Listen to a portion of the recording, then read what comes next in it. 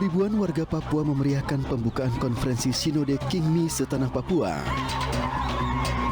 Konferensi digelar di halaman gereja Kingmi Martin Luther, Mile 21 Mimika, Papua.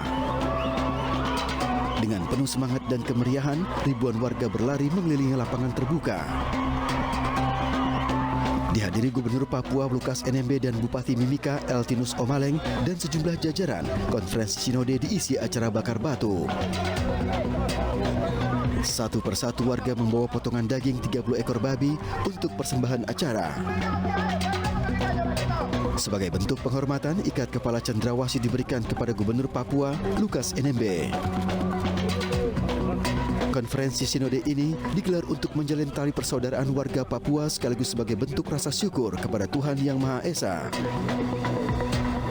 Dalam konferensi ini sebanyak 91 klasis Kingmi yang ada di Papua ikut serta memeriahkan acara.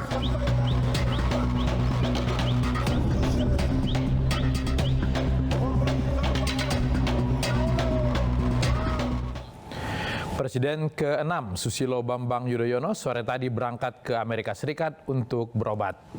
SBY meninggalkan Indonesia didampingi keluarga seperti anak keduanya Edi Baskoro Yudhoyono. Di Bandara Soekarno-Hatta, SBY dilepas petinggi Demokrat Syarif Hasan dan mantan Menteri Pertahanan Purnomo Yusgiantoro. SBY didiagnosa mengidap kanker prostat stadium awal. Setelah berdiskusi dengan dokter kepresidenan dan dokter di luar negeri, tim medis optimis penyakit yang diderita Presiden ke-6 tersebut bisa diatasi dengan penanganan medik.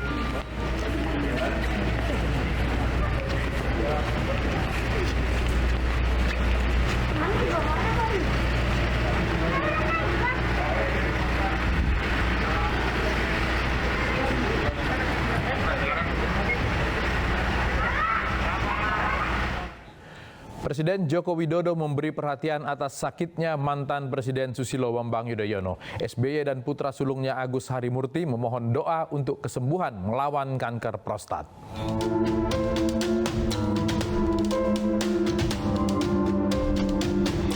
Presiden ke-6 RI Susilo Bambang Yudhoyono didiagnosa mengidap kanker prostat stadium awal. Usai berkonsultasi dengan dokter urologi, SBY memutuskan untuk menjalani perawatan di sebuah rumah sakit khusus kanker di Minneapolis, Amerika Serikat. SBY juga telah memberitahukan kondisi kesehatannya kepada Presiden Jokowi. Ia melaporkan rencananya berobat ke luar negeri.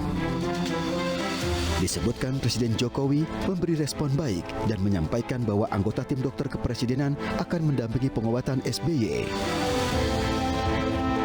Dalam aturan mengenai dokter kepresidenan, diperbolehkan untuk membentuk tim yang menangani masalah-masalah spesifik kesehatan kepala negara dan mantan kepala negara.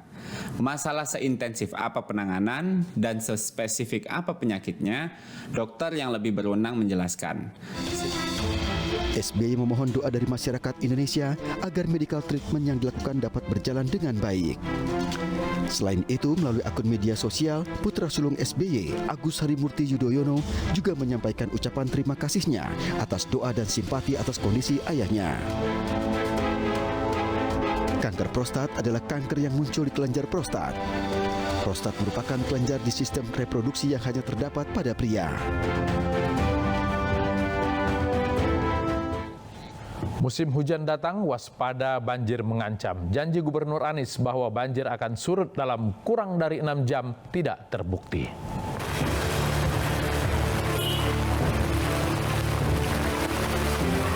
Genangan setinggi 70 cm merendam akses Jalan Nusa Indah Raya Malakaya Jaya Duren Sawit, Jakarta Timur.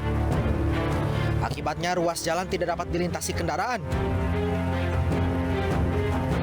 Sejumlah kendaraan yang mencoba menerobos genangan air pun mengurungkan niatnya lantaran khawatir terjebak banjir. Selain akibat guyuran hujan, diduga banjir juga disebabkan oleh buruknya sistem drainase yang berada di sepanjang Jalan Nusa Indah Duren Sawit.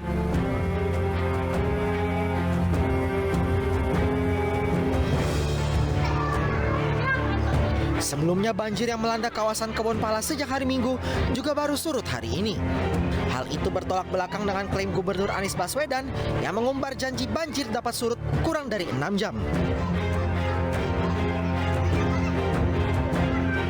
Jadi kita menetapkan target untuk setelah hujan berhenti, bila hujannya di atas 100 mm per hari, maka harus dipompa, dikeringkan, diberikan target 6 jam.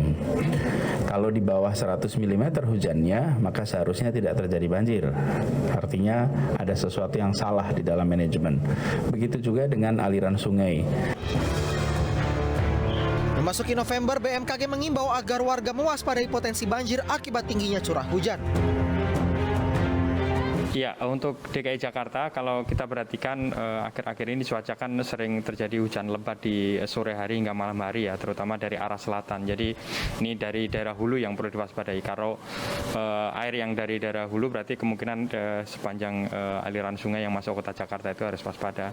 Sementara untuk wilayah Indonesia, kalau di bulan November ini beberapa wilayah diidentifikasi berpeluang mengalami curah hujan bulanan yang sangat tinggi, yaitu pesisir barat Sumatera, kemudian Pulau Jawa, utamanya Jawa Tengah dan Jawa Barat, wilayah selatan, Kalimantan Barat dan Kalimantan Selatan, kemudian sebagian besar Sulawesi, dan juga sebagian besar Papua. Itu daerah-daerah yang akan mengalami curah hujan tinggi di bulan November ini. Tidak hanya mengintai ibu kota, banjir juga mengancam sejumlah kota sekitar Jakarta seperti Bekasi. Kecakapan dan kesiapsiagaan pemerintah dalam respons banjir dan peran warga dalam menjaga kebersihan juga memegang andil dalam mencegah bencana musiman ini. Alih-alih mengumbar janji, pemerintah sedianya berbenah dan mempelajari mengapa banjir selalu terjadi tanpa harus mencari alibi.